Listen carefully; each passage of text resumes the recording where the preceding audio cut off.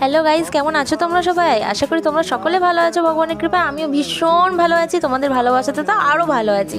এদিকে দেখো, আজকে আমি বাড়িতে তৈরি করছি কামরাঙার আচার। দেখো কামরাঙাগুলো ধুয়ে নিয়েছি, এরপর এটাকে দেখো স্লাইস করে কেটে নিয়েছি, স্টার হিসেবে কেটে নিয়েছি।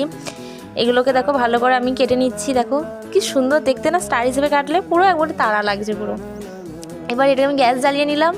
গ্যাস জ্বালিয়ে এবার এর মধ্যে দেবো সর্ষের তেল। সর্ষের তেলটা দিয়ে দিচ্ছি।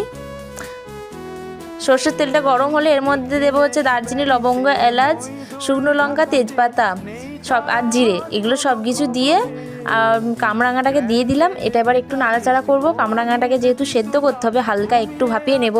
তারপর আমি এর মধ্যে চিনি অ্যাড করব, একটু হালকা নুন দিলাম। কামরাঙাটা যেহেতু টক একটু বেশি, আর আচারে একটু নুন দিতে হয়, নাহলে তো টেস্ট হবে না।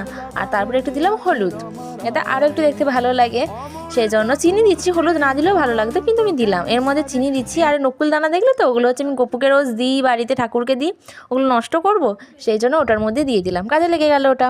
আর আচারটা দেখো আমার রেডি প্রায়, এবার নামিয়ে ফেলবো।